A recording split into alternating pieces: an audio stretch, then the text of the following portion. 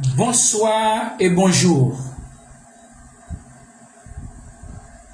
Nous allons parler ce soir ou ce matin, aujourd'hui, sur ce que la Bible de la civilisation chrétienne parle de la fin du monde ou la fin d'un monde. C'est ce qu'on appelle dans cette Bible la fin du monde. Et au lieu de la fin du monde, nous allons parler sur la fin d'une civilisation. La fin d'une civilisation est la fin d'un monde. Ce n'est pas la fin de la planète Terre.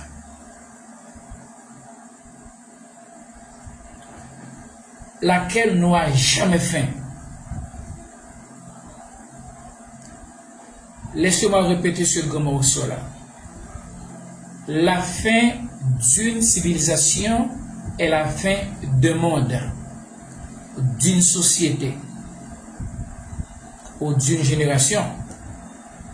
Ce n'est pas la fin de la planète Terre, laquelle n'aura jamais fin. Nous disons cela uniquement pour interroger ou pour questionner ou pour scruter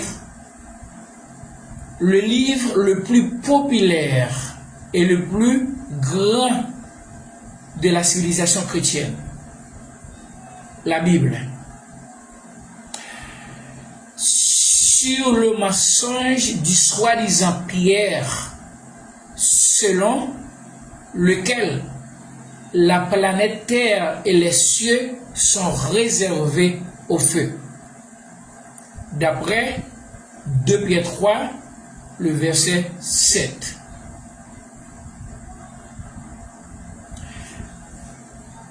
Dans Jean 5, 39, parce que nous parlons nous venons de parler, nous mentionnons et interroger, questionner, et c'est parce que Jean 5, 39 nous a dit les paroles, ou nous dit les paroles suivantes. Ok. En d'autres mots, la Bible chrétienne nous ordonne de la sonder, de la vérifier, de l'interroger, de l'approfondir, d'en retenir le bon, ce qui veut dire qu'elle contient aussi du mauvais. D'après 1 Thessaloniciens chapitre 5, le verset 21. Ok. Ce qui veut dire qu'elle médit de ne pas dire Amen à tout ce qui y est écrit ou à tout ce qui médit un prédicateur. 1 Thessaloniciens 5, 21 ou 22 indique clairement que toutes les Écritures ne sont pas inspirées par Dieu.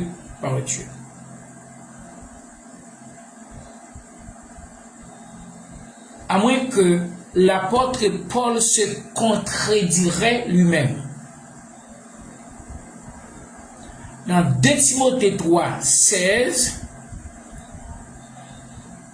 il est soi-disant dit, ou il est censé dire, toute l'écriture est inspirée par Dieu.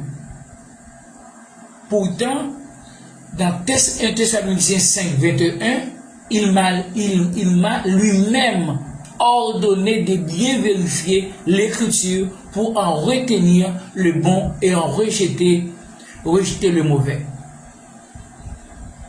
Si tout est inspiré par Dieu ou de Dieu, le verbe vérifier ne devrait pas se trouver là.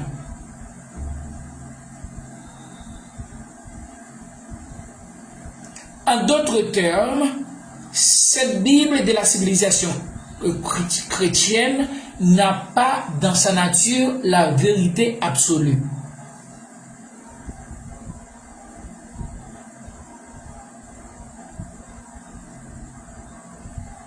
Nous allons, avant de dire ce que nous venons de dire, et ce que nous allons dire, ou nous voulons dire, ce que la parole nous a mandaté de vous dire, nous allons parler sur la civilisation d'abord, parce que notre sujet ce soir, ou ce matin, ou aujourd'hui, la fin d'une civilisation est la fin d'un monde. Ce n'est pas la fin de la planète Terre.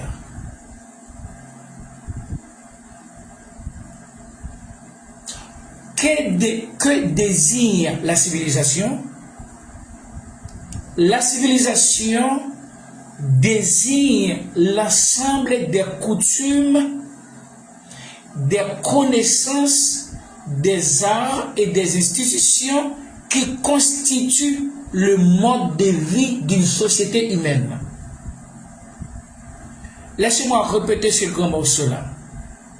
La civilisation désigne l'ensemble des coutumes, des connaissances, des arts et des institutions qui constituent le mode de vie d'une société humaine. En ce sens, les civilisations sont des sociétés qui ont atteint un haut degré de complexité dans leur forme d'organisation, leurs institutions, leurs structures sociales et leurs relations économiques. Elles sont dotées d'un système politique, administratif et juridique et ont développé des connaissances scientifiques et technologiques ainsi que l'art et la culture.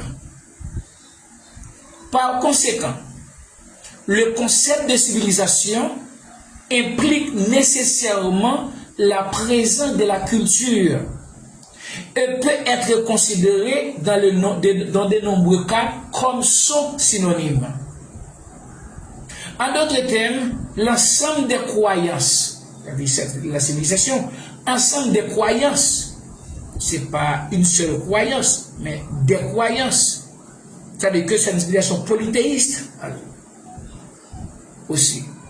Parce que ensemble des croyances, des valeurs, de coutumes, de traditions, de manifestations artistiques, institutions, etc., qui caractérisent une société ou un monde. C'est l'ensemble des croyances, des valeurs, des coutumes, traditions, manifestations artistiques et institutions, etc., qui caractérisent une société ou un monde. La civilisation peut également être considérée comme un synonyme de progrès, de développement ou d'avancement.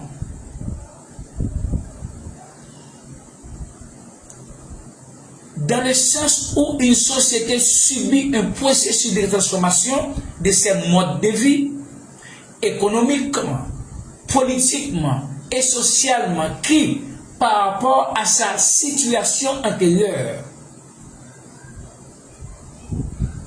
et que la situation antérieure n'avait pas de progrès, de développement. Mais la civilisation actuelle a plus de progrès, plus de développement, plus avancé que la civilisation antérieure. Ok. Situation antérieure représente une amélioration. Il y a une amélioration maintenant comparativement à la civilisation antérieure.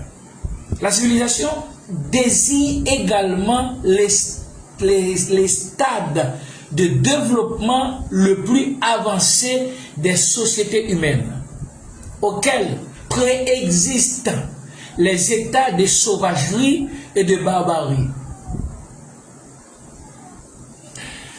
Le mot civilisation désigne également les cultures qui ont existé au cours de l'histoire. Elles se caractérisent par un ensemble de traits distinctifs dans leurs coutumes, leurs traditions, leurs manifestations artistiques, leurs connaissances, leurs langues, leurs institutions, etc., comme les civilisations mayas, aztèques, grecques, romaines, entre autres. L'histoire du monde enregistre les premières civilisations humaines au Moyen-Orient, plus précisément en Égypte et en Mésopotamie. Ce sont ces premières civilisations qui ont découvert l'agriculture, le commerce, l'écriture, ainsi que les premières sociétés humaines organisées administrativement par des lois et des règles pour leur bon fonctionnement.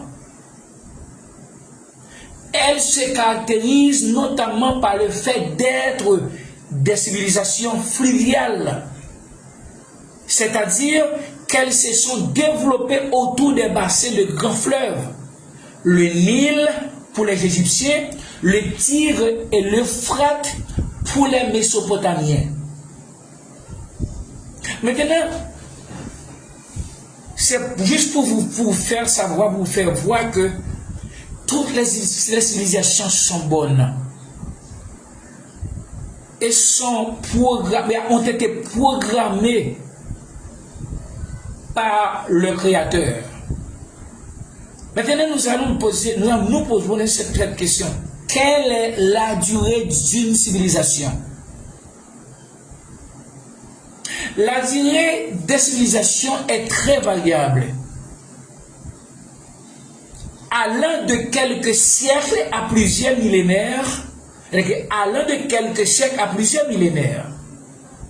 Chacune a laissé un héritage important dans l'histoire et la culture de l'humanité et continue de nous inspirer et de nous enseigner jusqu'à aujourd'hui. Voici une estimation de la durée de vie de quelques civilisations notables. Civilisation égyptienne, l'une des plus anciennes et des plus durables, avec une estimation d'environ 3000 ans. De 3100 avant Jésus-Christ à 30 avant Jésus-Christ, date à laquelle elle a été conquise par les Romains. Malgré des hauts et des bas et des crises, sa stabilité politique et sociale a contribué à sa longévité. Nous allons aussi Empire romain, emblématique de l'histoire occidentale. Il a duré environ 500 ans. De 27 avant Jésus-Christ à 476 après Jésus-Christ, date à laquelle il a été envahi par les barbares. Son organisation politique et son héritage culturel sont remarquables. Il y avait aussi la civilisation maya, très présente en Amérique précolombienne. Elle a duré environ 2500 ans. De 2000 avant Jésus-Christ jusqu'à l'arrivée des Espagnols, au 16e et 8e siècle, leur architecture avancée, leurs mathématiques et leur astronomie ont laissé une empreinte significative. Il y a aussi la civilisation chinoise, l'une des plus anciennes et des plus étendues, dont la durée est estimée à environ 5000 ans. De la dynastie en 2100 avant Jésus-Christ à nos jours, leur culture, leur philosophie, leur science et les technologies ont profondément influencé l'histoire mondiale. En bref, ces civilisations ont façonné l'humanité de diverses manières et perdurent dans notre mémoire collective. L'ère chrétienne n'est pas une civilisation en soi, mais une période de temps qui fait référence à l'époque qui a suivi la naissance de Jésus de Nazareth, qui était selon le catholicisme qui était le chef même de cette civilisation, ou le Dieu de cette civilisation, Olivier Dieu ne sait. Voici quelques précisions. L'ère chrétienne, également appelée ère commune ou ère actuelle, a commencé en l'an 1 après Christ et se poursuit jusqu'à nos jours. Son début est basé sur la tradition chrétienne qui considère la naissance de Jésus comme un événement charnière dans l'histoire de l'humanité. Bien qu'il ne s'agisse pas d'une civilisation en soi, elle marque un changement important dans la culture, la religion et l'histoire du monde. Oui, il y a civilisation chrétienne, pas l'ère chrétienne. L'ère chrétienne n'est pas une civilisation, mais l'époque. Civilisation chrétienne. La civilisation chrétienne désigne un ensemble de valeurs, de coutumes, de lois, d'institutions et de systèmes littéraires et artistiques qui se sont développés sous l'influence du christianisme. Écoutez, cette civilisation est fondée sur les principes enseignés par Jésus, le chef de cette civilisation, et promu par l'Église catholique. L'Église catholique a promulgué vraiment cette civilisation. Et si la civilisation chrétienne, c'est pour le catholicisme. La culture chrétienne, à son tour, est un enfant de l'Église catholique. Écoutez, la culture chrétienne, la civilisation, la culture chrétienne, à son tour, est un enfant de l'Église catholique et se manifeste dans la manière dont les gens cultivent leur intelligence, leur volonté et leur sensibilité selon les normes morales transmises par l'Église.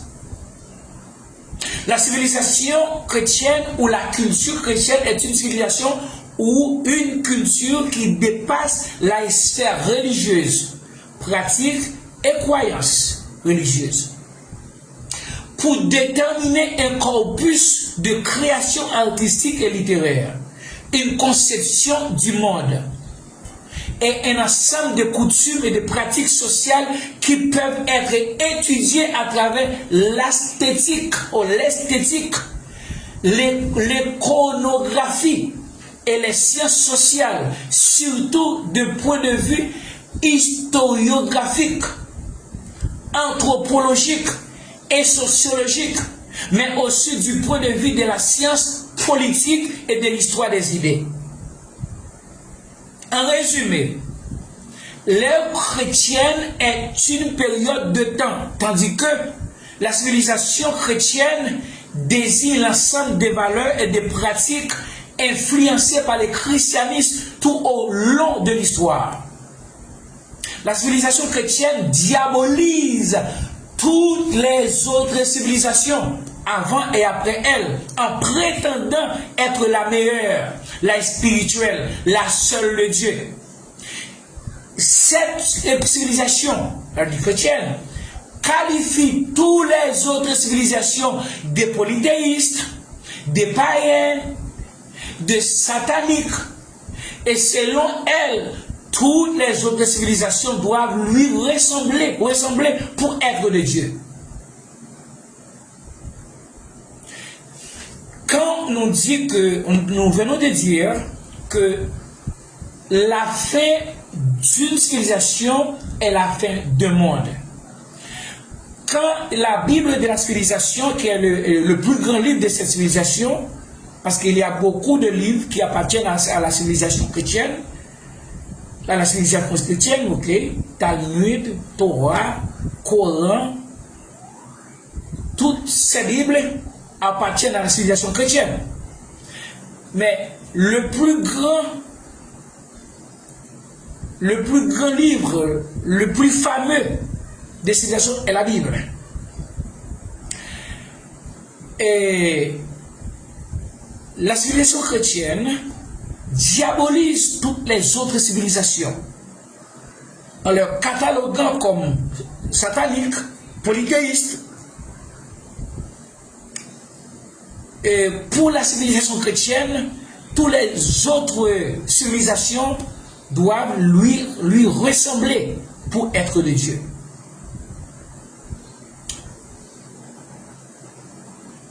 Écoutez mes frères, cette Bible nous parle de la fin du monde. La fin du monde. On a la fin de le monde, mais la fin du monde. Mais selon 2 Pierre 3, verset 7, selon 2 Pierre 3, verset 7, on constate que Pierre a dit, soi-disant, Pierre a dit, la planète Terre, et les cieux sont réservés au feu.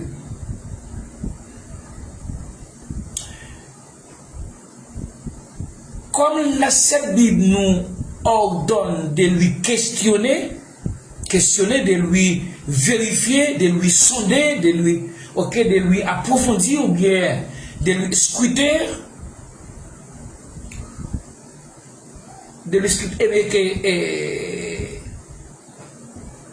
la question que nous avons des questions à poser, spécialement ceux qui croient que cette terre et les cieux sont réservés au feu. Qu'est-ce que la terre et les cieux ont fait contre Dieu pour être consumés à cause de leur péché par le feu? Et les cieux ne sont pas des lieux habitables, mais ce sont des espaces.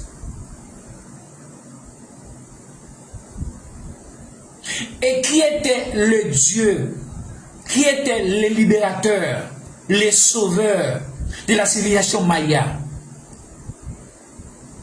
Ici, nous connaissons, nous savons que le libérateur, le Dieu de la civilisation chrétienne s'appelle Jésus. Pour le catholicisme et le protestantisme, ils sont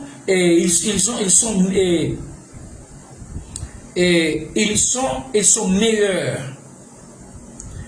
Les catholiques protestants ont la vérité parce qu'ils ont prétendu être les vrais serviteurs de ce Jésus.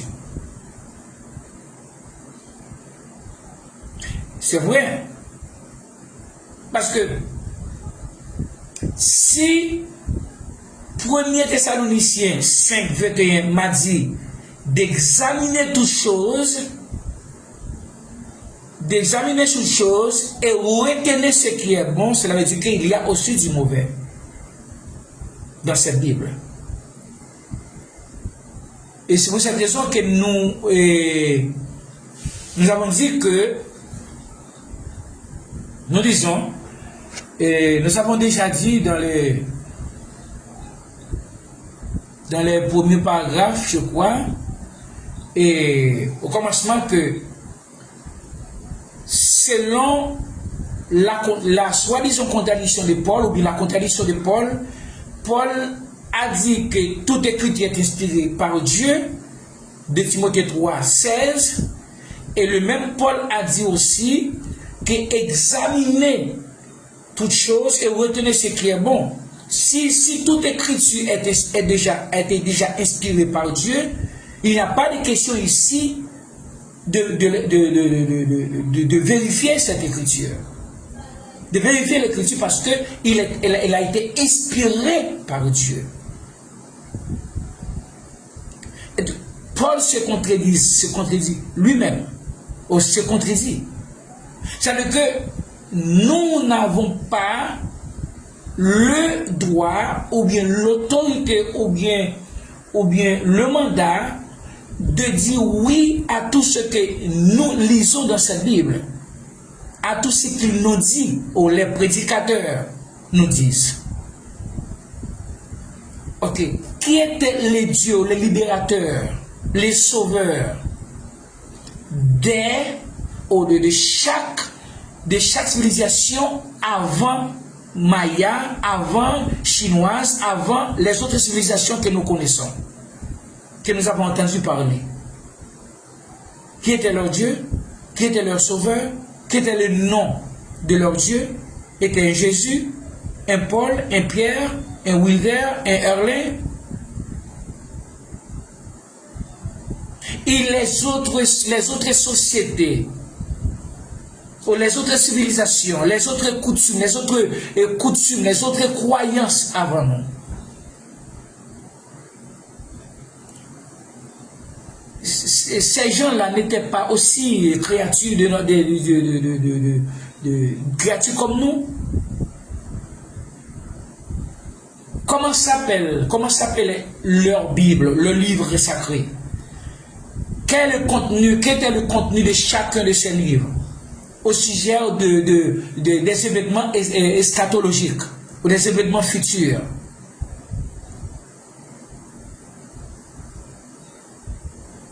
Quels péchés ont-ils commis? Et quel type de prédication, de message qu'ils avaient reçu de la part de leurs prédicateurs, de leurs, je ne sais pas, de leurs apôtres, je ne sais pas. Leurs apôtres ont-ils parlé de l'enfer, d'un paradis, d'un ciel, d'un troisième, d'un quatrième, d'un cinquième ciel?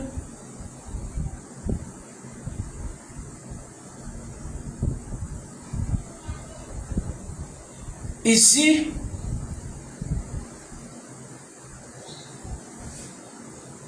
nous sommes en train d'être gouvernés, nous sommes en train d'être gouvernés par ce qu'on appelle technopouvoir. Ça veut dire que par les technologies nous gouvernent, nos gouvernements sont en train de nous gouverner.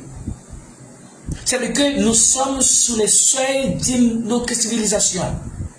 Notre civilisation va être remplacée par une autre, ou être en cours.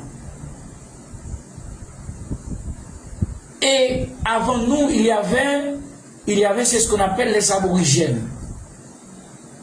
Qu'est-ce qui s'est passé avec les aborigènes, avec eux?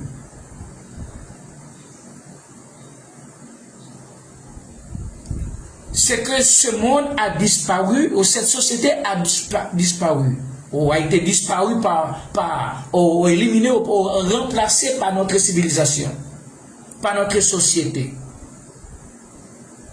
laquelle est plus avancée que la civilisation antérieure. Et la civilisation d'aujourd'hui est en train d'être disparue, ou d'être éliminée, et remplacée par une autre civilisation qui s'appelle la civilisation robotique, ou transhumaniste, par l'intelligence artificielle. C'est que nous sommes en train de contempler, nous sommes à bord de la fin de notre civilisation, de notre monde, la fin de ce monde. La fin de cette civilisation, de cette société est proche. Mais ce n'est pas la fin de la planète Terre. Parce que la transformation continue. La fin de cette société continue. Il y aura une autre société notre culture, une autre croyance, ou des autres croyances, des autres modes de vie. Par exemple,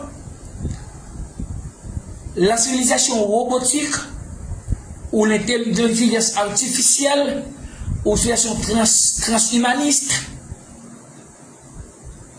apportera son propre système de prophétie, une technologie prédictive. Cela veut dire que c'est la Bible de la civilisation chrétienne n'existera plus. C'est que la civilisation robotique, la civilisation transhumaniste, cyborg, aura sa propre façon de prophétiser, aura un robot, des robots comme prophète de cette civilisation. Je viens de lire dans un livre où, selon le rapport du comité de biotique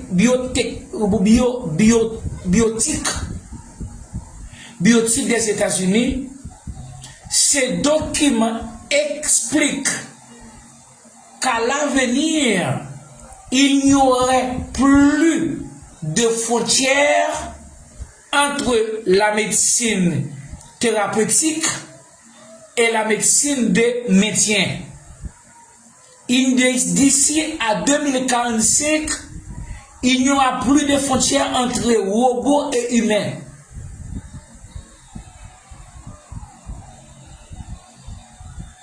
Ici, nous sommes déjà des transhumains. On parle maintenant de cyborg, moitié humaine, moitié machine ou bien électronique, machine. Sans Bible de la civilisation chrétienne. Et ce type d'adoration, de croisade, ça finit. La civilisation chrétienne prendra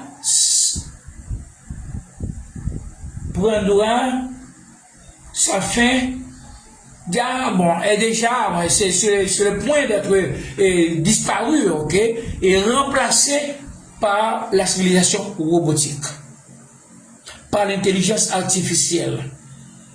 Mais ce ne sera pas la fin de la planète Terre. La question de que la planète Terre et les cieux sont réservés au feu, c'est un mensonge superlatif.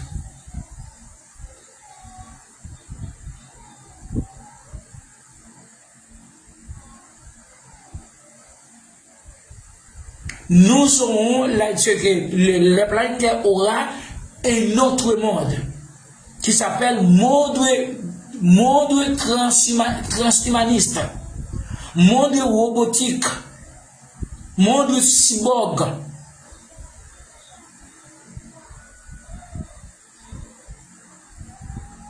Monde qui sera dirigé par technopouvoir.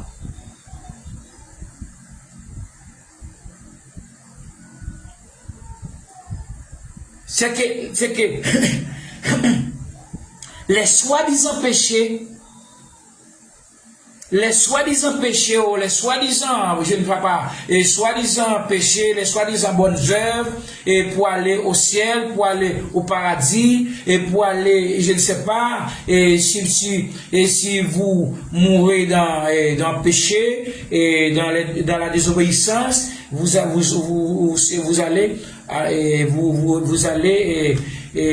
en enfer. En enfer. Mais la société, la nouvelle société, la nouvelle civilisation robotique, transhumaniste, n'acceptera pas cette doctrine. Cette doctrine ne sera pas une partie, ne sera pas ne sera pas une partie de son contenu. Parce que le contenu de cette civilisation viendra de l'intelligence artificielle ou des robots. Ce sera une technologie prédictive. Le monde, c'est pour cette raison que les protestants, les catholiques pensent qu'ils seront persécutés à cause de leur foi en Jésus, à cause de leur foi en Christ, le cri de cette civilisation, de la civilisation chrétienne, pas le cri de la civilisation maya, pas le cri de la civilisation chinoise, de la civilisation égyptienne, mais de cette civilisation promulguée par l'Église catholique romaine. Et c'est la même l'Église catholique romaine représentée par le pape qui a dit que la croix est un échec. C'est que l'essence de cette civilisation est la croix de Jésus, promulguée par l'Église catholique. Et le chef de l'Église catholique, qui est le pape actuel, a déclaré ouvertement que la croix de ce Jésus est un échec. Cela veut dire que l'essence, le noyau de cette civilisation est tombé.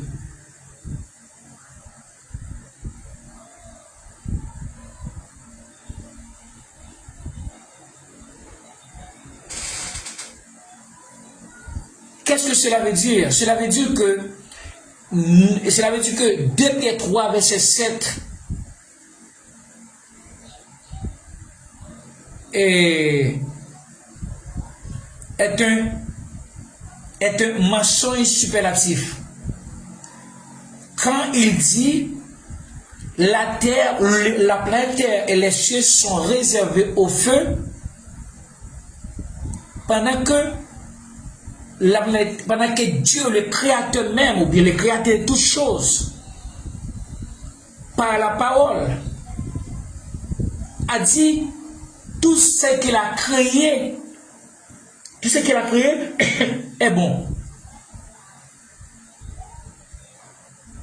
Si tout ce qu'il a créé est bon, mais pourquoi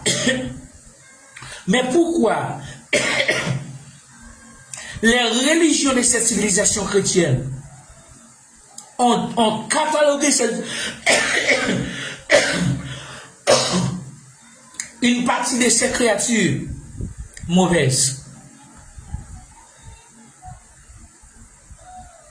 Pourquoi les religions de cette civilisation ont dit une partie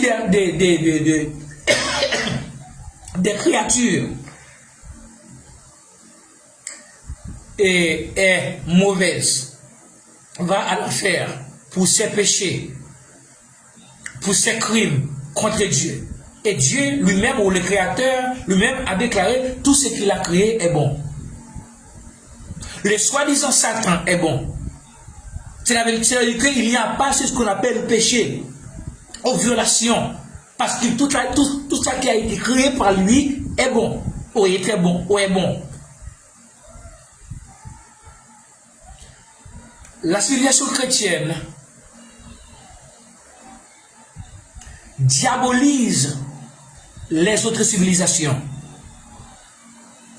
en leur cataloguant comme des polythéistes, sataniques, etc. C'est tous les protestants, tous les catholiques, quoi, ils vont au ciel. Ou une partie va au ciel, une autre partie va à l'enfer. Et qu'est-ce qui s'est passé avec les aborigènes ou les civilisations avant nous?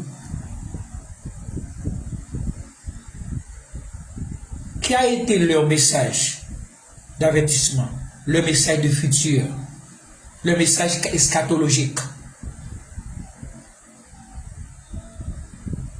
Dès qu'ils ont entendu le message.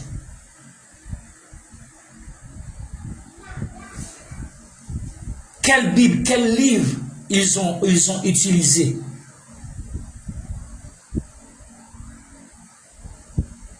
Quel livre? Maintenant, les religions de cette civilisation chrétienne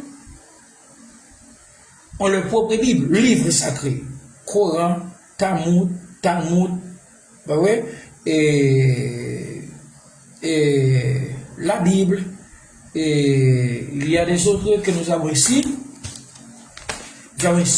Et oh, j'avais écrit ici, mais je ne les vois pas. Ok?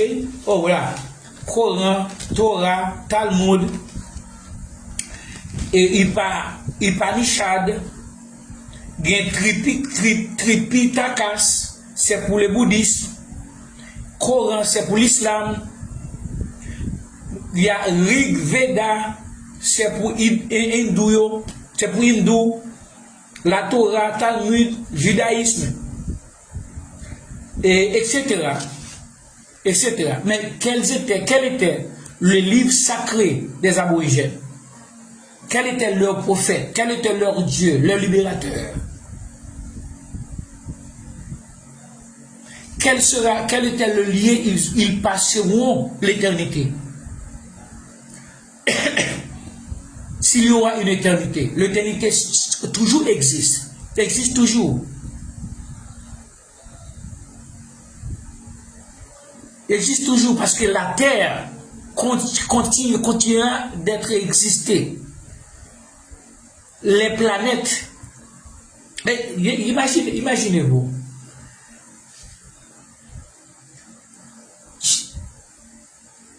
la planète Terre appartient à une galaxie. Et chaque galaxie, approximativement, possède des billions de planètes et d'étoiles. Et il y a environ, selon le résultat scientifique, il y a environ des billions de galaxies. Des billions de galaxies. Écoutez, chaque galaxie contient des billions de planètes et d'étoiles. Cela veut dire que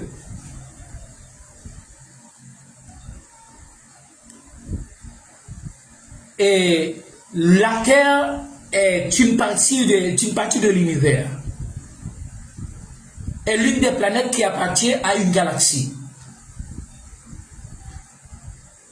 Et notre corps humain est de la Terre. Mais nous ne savons pas d'où vient l'esprit, de quel lieu vient l'esprit, mais il a été créé par le Créateur. Mais d'où vient l'esprit? Parce que l'esprit est un vent aussi. Si on prend un ballon de football, on met au-dedans de ce ballon le vent, on la remplit avec le vent. Mais le vent n'est pas une partie du ballon.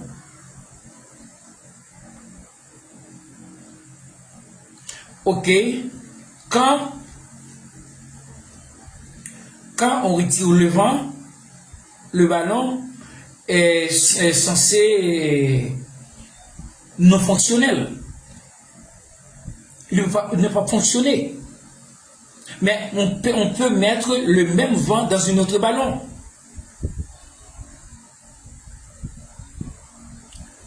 Le ballon, dans l'absence du vent, n'existe pas comme un ballon.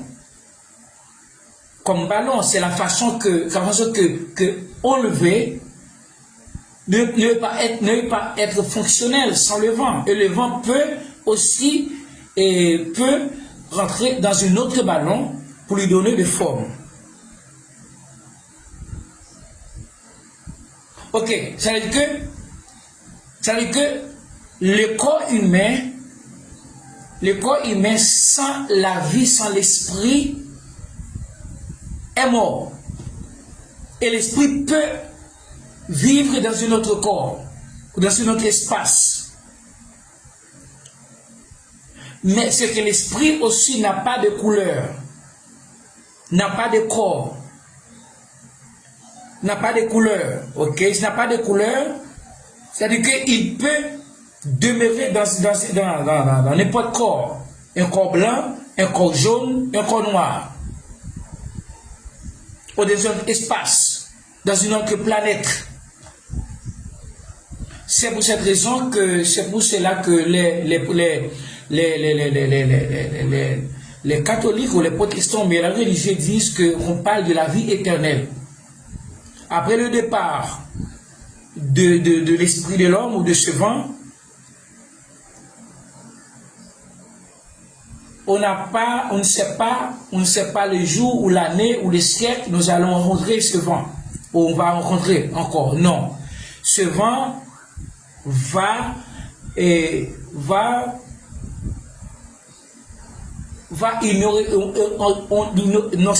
se retournera pas, ne se retournera pas sur la terre, va à un autre espace, à un autre lieu, à une autre planète, selon la nature de cette planète. Il va prendre forme de la nature de cette planète, de la planète où il va se rencontrer ou se trouver. Dans ce cas,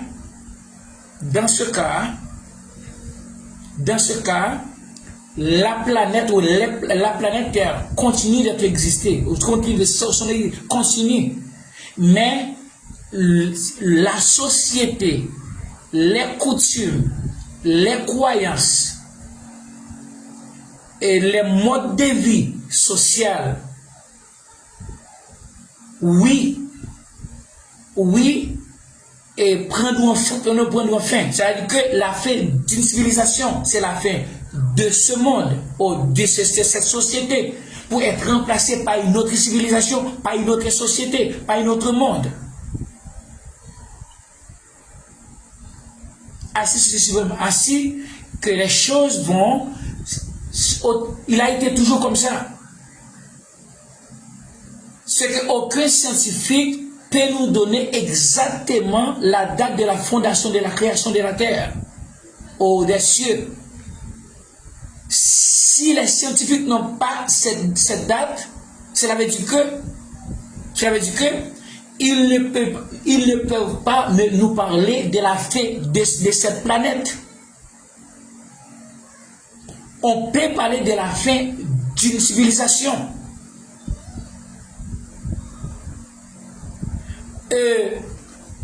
Le commencement d'une autre civilisation, c'est-à-dire que le commencement de notre monde, de notre société, de notre mode de vie.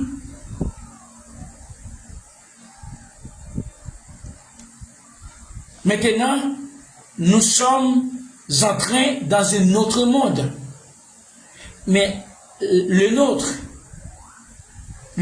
est en train de disparaître. Parce que la nouvelle éducation, parce que l'intelligence artificielle, le transhumanisme est contre bioconservateurs.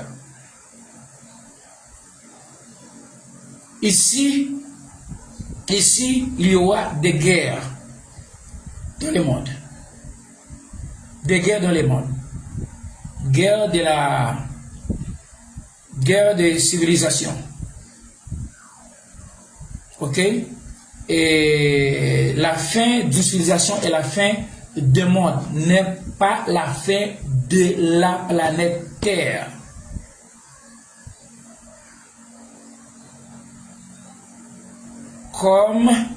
Et nous allons continuer à parler sur ce sujet pendant presque toute l'année, parce que nous avons beaucoup de choses à dire.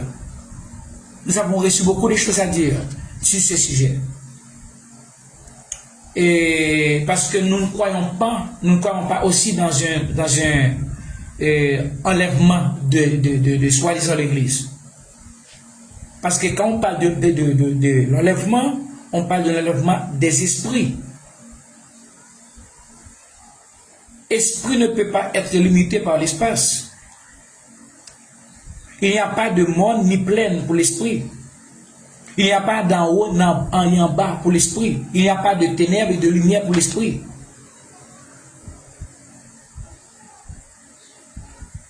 L'esprit est partout. On peut parler d'enlèvement de la chair, d'un corps physique, mais pas d'un esprit.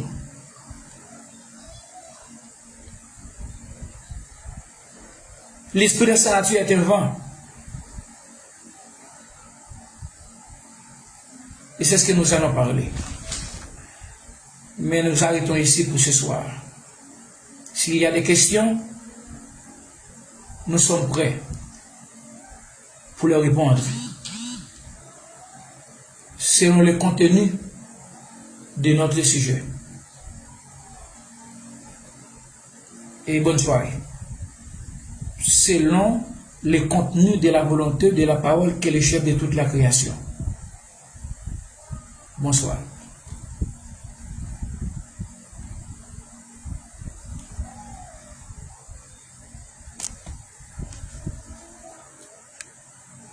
Rose.